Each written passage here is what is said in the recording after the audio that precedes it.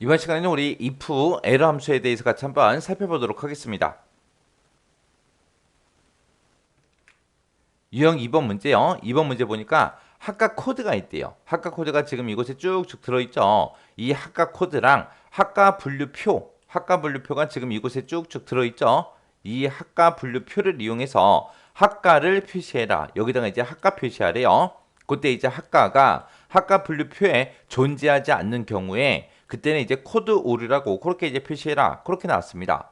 자, 일단은 우리가 여기서 이제 학과를 구해야 되는데 그때 이 학과 코드를 이용할 거예요. 근데 우리가 가지고 있는 이 표 1번만 가지고는 우리가 이 학과를 구할 수가 없습니다. 그래서 다른 곳에 있는 이 표를 우리가 참조해서 우리가 이제 학과를 구해 줘야 돼요. 그때 지금처럼 코드가 지금처럼 행 단위로 들어있고 학과도 지금처럼 행 단위로 그렇게 쭉쭉 들어있죠. 이렇게 이제 행 단위로 들어있을 때 우리가 이제 hlookup이라는 그 함수를 이제 사용한다고요. 해서 hlookup이라는 함수는 맨 앞에다가 우리가 찾을 값 찍어주면 되고요. 그 뒤에다가 컴마 찍어주고 그 뒤에 우리가 참조 범위 잡아주면 되고요. 그 뒤에다가 이제 우리가 행 번호를 써주고요. 그리고 그 뒤에다가 이제 우리가 옵션을 써주면 됩니다. 그래서 hlookup이라는 함수는 지금처럼 이렇게 이제 생겼습니다. 그래서 이 문제에서 첫 번째 사람의 학과를 우리가 구할 때 이 p라는 이 학과 코드를 이 범위에서 찾아달라. 이 범위에 찾아서 두 번째 행에 있는 이 학과를 이제 갖다 주세요. 그렇게 이제 해줄 거예요. 그때 이제 우리가 옵션을 우리가 지정해 줄 수 있는데 그때 hlookup의 옵션은 두 가지가 있습니다. 우리 true 값이 있고요. 그 다음에 이제 false 값이 있고 그렇게 이제 두 가지가 있어요. 그때 이 true라는 이 옵션은 우리가 생략하고 쓸 수도 있어요. 만약에 hlookup이라는 그 함수를 이용한 그 수식이 써져 있는데 옵션이 없다. 그러면 옵션을 true로 썼구나. 그렇게 이제 기억하시면 돼요. 그때 이제 true하고 false하고 이렇게 옵션을 둘 중에 이제 하나 쓰는데 그때 true 같은 경우에는 근사값으로 이제 우리가 값을 찾아달라 그거고요. 그 다음에 false다라고 쓰게 되면 정확하게 일치하는 그 값으로 우리가 찾아달라 그렇게 해요.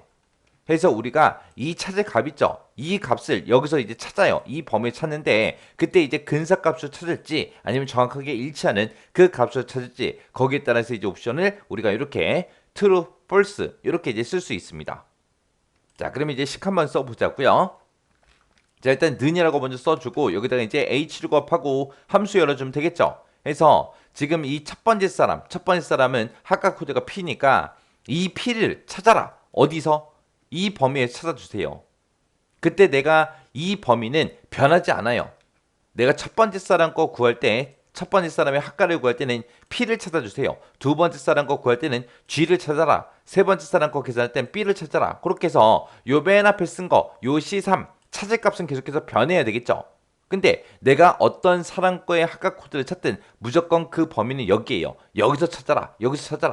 그렇게 해요. 해서 이 범위는 변하지 않기 때문에 우리가 F4번 눌러서 전체에 달러 붙여주면 됩니다. 그리고 이곳에서 이제 P를 찾아요. 이 범위에서 이제 P를 찾아서 두 번째 행에 있는 그 학과를 갖다 주세요. 그렇게 해주면 되겠죠. 그래서 학과가 내가 이만큼 범위 잡았을 때 그때 이제 두 번째 행에 있으니까 행 번호를 2로 이렇게 찍어주면 됩니다.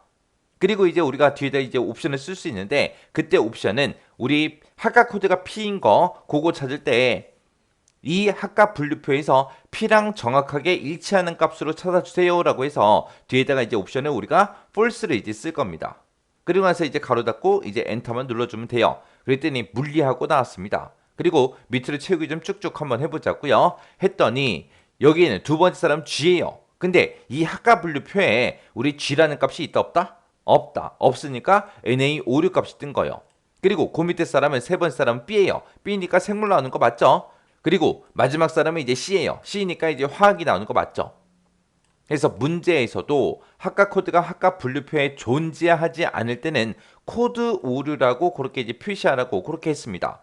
그러면 지금처럼 이제 오류가 발생했을 때 어떤 특정 값으로 나타내 주세요. 그거를 이제 우리가 if error라는 요 함수를 이제 묶어주면 됩니다. 해서 지금까지 썼던 요 hlookup 함수 있죠? 이 자체를 이제 if error라는 요 함수를 묶어주면 돼요. 해서 hlookup에서 오류가 만약에 발생하면 뭐라고 출력해 주세요? 코드 오류라고 출력해 주세요. 그렇게 쓰고 가로 닫고 엔터만 땅 하고 눌러주면 됩니다. 그러면 이제 물리 나왔고요. 채우기를 쭉쭉 해보니까 지금처럼 아까 NA라는 오류 값이 나왔는데 그때 이제 코드 오류하고 이렇게 이제 표시가 됐죠. 해서 지금 요 문제 풀 때 제가 쓴 식이 지금처럼 이렇게 이제 썼습니다. 해서 우리 hlookup이라는 요 함수를 외울 때 여기서 이제 범위 있죠. 이 범위는 무조건 달라 붙인다. 그렇게 이제 기억하세요.